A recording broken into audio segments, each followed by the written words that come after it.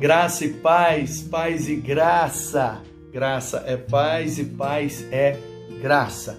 Aqui é o pastor Manu Mesa Barba e eu estou muito feliz em participar dessa linda festa, desta linda celebração de 20 anos de organização desta igreja, Quarta Igreja Batista em Guarapari. Quando eu os conheci, ainda eram a Igreja Batista em Muxaba.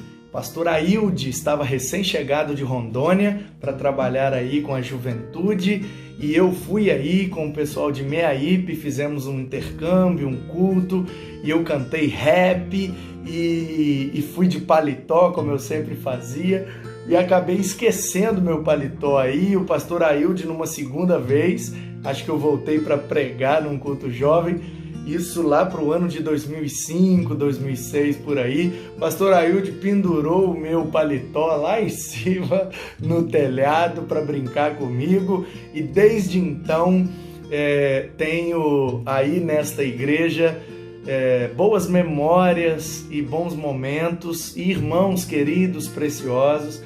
Portanto, eu quero agradecer ao pastor Antônio pelo convite, aos meninos da comunicação, a Liviane e a turma aí, que estão fazendo um belo trabalho. Quero parabenizar a igreja pelos 20 anos, parabenizar o pastor, parabenizar a equipe de comunicação, porque apesar da distância, estamos juntos por causa dessa tecnologia.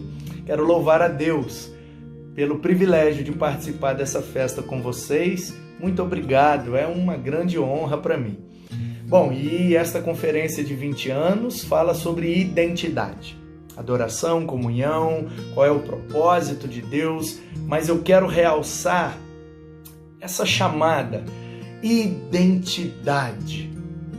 Sabe, queridos, nós andamos num tempo de muito ativismo, fazer muitas coisas. E às vezes isso traz pra gente a ilusão de que é mais importante fazer e ter as coisas. Mas na verdade a Bíblia diz para nós que com Deus é mais importante ser antes de ter e de fazer. É claro que ter um cargo, ter um dom, ter uma obra, ter uma missão, ter um propósito é maravilhoso. É claro que fazer ações para implantação e expansão do reino de Deus é muito bom. Fazer é ótimo, realizar, acontecer é bênção. O mais importante é ser. Lembram-se de quando Jesus estava em Betânia, na casa de Marta e Maria? A Marta toda desesperada fazendo as coisas e reclamando que Maria estava aos pés de Jesus, ouvindo e aprendendo com ele, sendo uma discípula. E aí, ao ser questionado, Jesus responde: Marta, Maria escolheu a melhor parte. Portanto, queridos, o fazer é muito bom, mas o ser é mais importante. E ele nos chamou para sermos seus filhos. Essa é a nossa identidade. Filhos de Deus. Que sejamos como filhos amados que dão prazer no Pai, que sejamos discípulos desse mestre maravilhoso que é Jesus, que sejamos servos obedientes, gratos, generosos com a obra de Deus, que sejamos antes de fazer. É isso que Deus quer para nós e é isso que Ele colocou em meu coração para falar com você. Quero ler com você um texto das Escrituras, que está no Evangelho de Jesus, segundo escreveu Mateus, capítulo 4. Você sabe que no capítulo 3 narra o batismo de Jesus.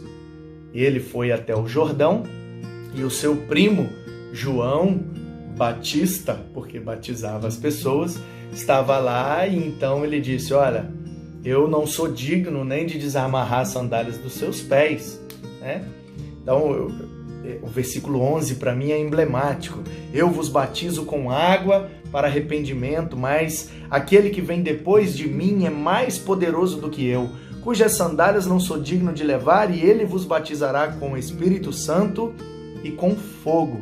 E aí Jesus então aparece no Jordão e João se recusa a batizá-lo, mas ele diz: convém que se cumpra toda a justiça. Às vezes as pessoas perguntam: por que é que Jesus teve que batizar, né?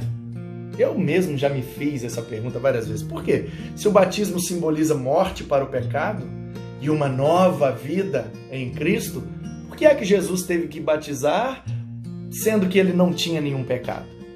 E aí, durante muitos anos, a resposta sempre foi: ele batizou para nos dar exemplo. Ele batizou para nos dar exemplo. Ele batizou para que a gente também imitasse a ele e fosse batizado. Ok, essa resposta está certa. Mas eu quero pensar de forma mais profunda, de forma mais teológica. A Bíblia diz em Isaías que todas as nossas transgressões estavam sobre ele. Espiritualmente, Jesus carregou em si e cravou na cruz do Calvário todos os nossos pecados, pagando a dívida que nós tínhamos com Deus e que não éramos capazes de pagar. Portanto, eu quero pensar de forma espiritual que quando Jesus é batizado, ele está simbolizando a morte, não do seu pecado, mas do nosso pecado, que estava sobre ele. Portanto, ele simboliza a morte do pecado no Rio Jordão. Começa o seu ministério e no final, tetelestai, está consumado. Ele de fato paga a dívida e os nossos pecados são perdoados pelo precioso sangue do Cordeiro Imaculado de Deus, que foi derramado naquele lugar. Portanto, queridos, Jesus foi batizado para simbolizar a morte dos nossos pecados.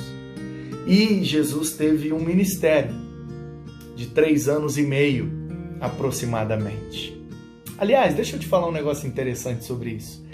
É graça, né? Nós somos salvos pela graça. Nós cremos em Cristo e não é pelo que a gente faz, é pelo que Ele fez. Ninguém merece, é um dom de Deus. Né? Pela graça, mediante a fé em Cristo. Graça é um favor imerecido, é um favor que a gente não merece. Portanto, a graça de Deus para mim quer dizer, eu não merecia a salvação, mas em Cristo a recebi. E graça para Cristo significa, ele não merecia a condenação, mas recebeu para promover vida eterna para nós. Que lindo isso, né? Que lindo! Graça é um favor que a gente não merece. Para mim, a salvação que não mereço. Para ele, a condenação que ele não merecia. E Deus, o Pai, fez desse sacrifício aceitável para nos perdoar e nos dar uma vida eterna, abundante e maravilhosa. Glória a Deus! Aleluia! Mas diz assim o capítulo 4 do Evangelho de Mateus. A seguir, foi Jesus levado pelo Espírito ao deserto para ser tentado pelo diabo.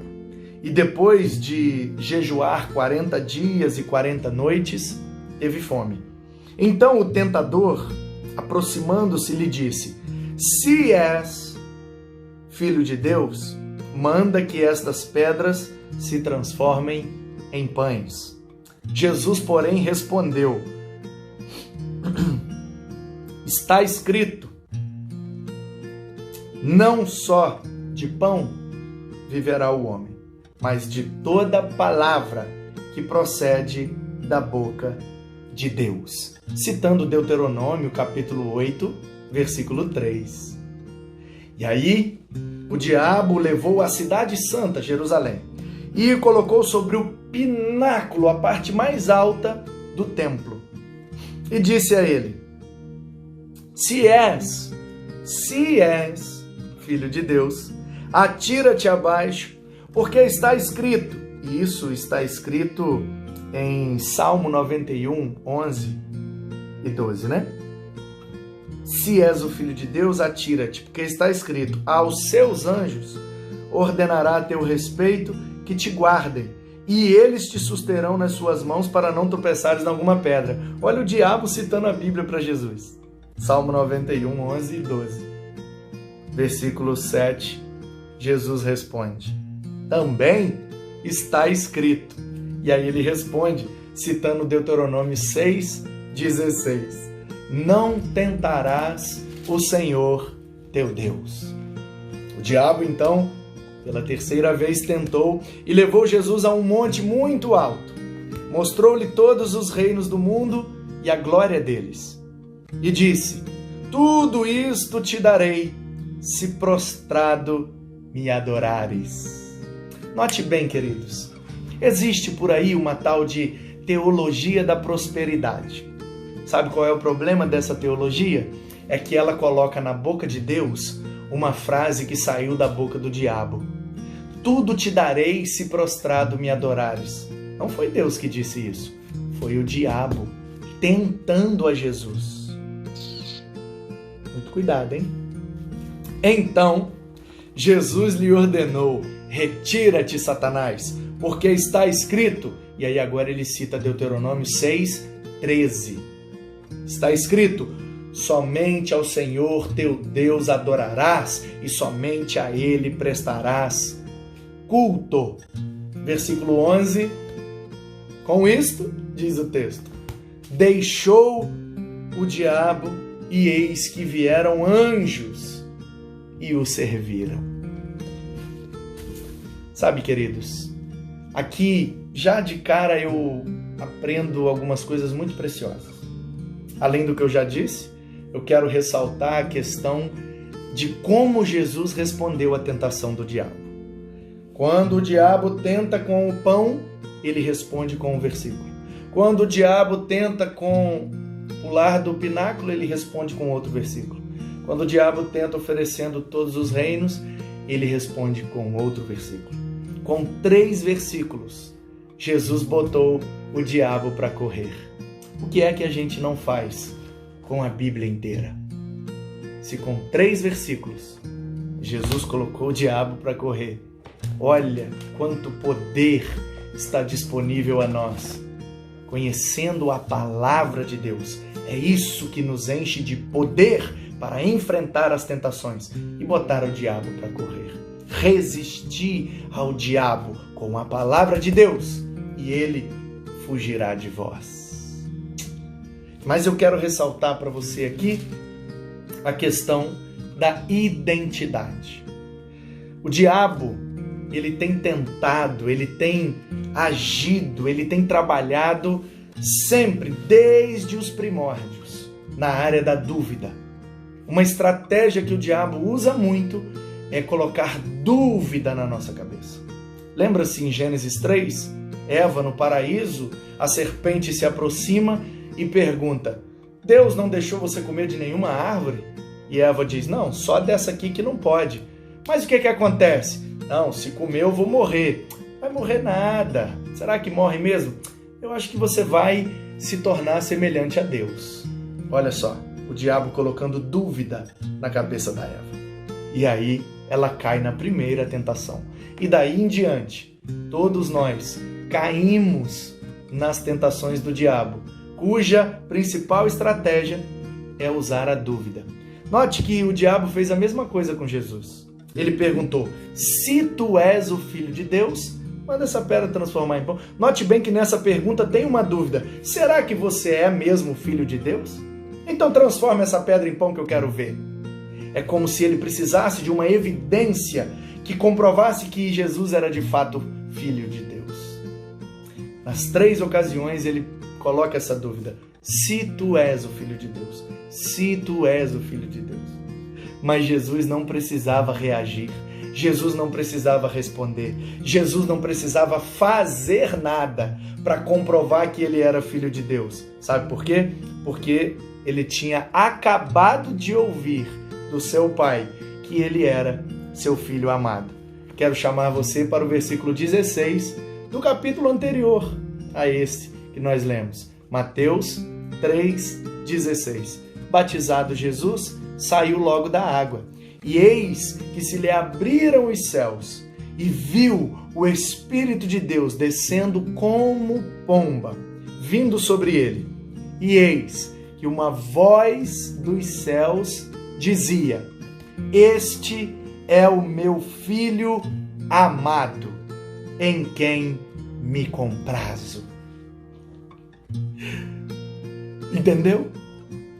Jesus acabou de ouvir do Pai que ele era filho amado e que Deus tinha prazer nele. Por quê? Porque ele estava simbolizando no Jordão a obra que ele consumaria na cruz. E Deus está orgulhoso, Deus está feliz, Deus está tendo prazer. O Pai tem prazer no Filho, porque ele lhe obedece e cumpre a sua missão. Mas porque ele é filho. Percebe, queridos? Em Cristo nós somos feitos filhos de Deus. João, no seu evangelho, no primeiro capítulo, a partir do versículo 9, ele diz que Jesus veio para os seus, mas os seus não o receberam. Mas todos quantos o receberam, deu-lhes o direito de serem feitos filhos de Deus. Em Cristo somos feitos filhos de Deus por adoção pelo seu Espírito, feitos novas criaturas, regenerados para a glória de Deus em Cristo. Aleluia! Nós somos filhos de Deus, adotados pelo Espírito mediante a fé em Cristo. Nada pode colocar isso em dúvida no nosso coração. Essa é a única certeza que nos dá segurança e nos dá poder para enfrentar a dúvida que o diabo tenta colocar na nossa cabeça. Portanto, Quarta Igreja Batista de Guarapari, parabéns pelo aniversário de 20 anos. E o desejo do meu coração é que vocês se firmem nessa identidade. Esta é a identidade de Deus para vocês. Vocês são, em Cristo, filhos de Deus. Creiam nisso. Apoiem-se nesta verdade. E isto lhes dará poder, mediante o uso da palavra, para afugentar o diabo com todas as suas tentações. Que ele bata em retirada, porque a dúvida não entrará na nossa mente. Somos convictos e temos certeza pela fé, porque a fé nos faz ver o invisível e crer no impossível. Ela é o firme fundamento das coisas que não se vê e a convicção, a certeza das coisas que se esperam. Portanto, pela fé eu tenho convicção. Sou em Cristo, pelo Espírito, filho de Deus. O diabo não pode mais me colocar em tentação, colocando dúvida no meu coração. Eu tenho certeza que eu sou um filho amado.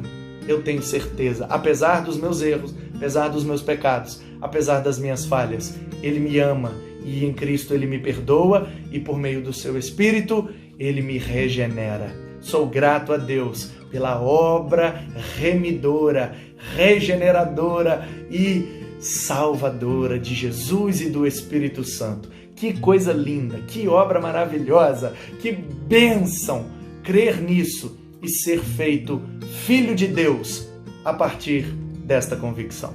Que esta convicção invada o seu coração e que vocês sejam muito bem-aventurados com esta identidade. Essa é a identidade de vocês. Vocês são filhos de Deus, filhos amados de Deus, o Pai de nosso Senhor e Salvador, Jesus Cristo.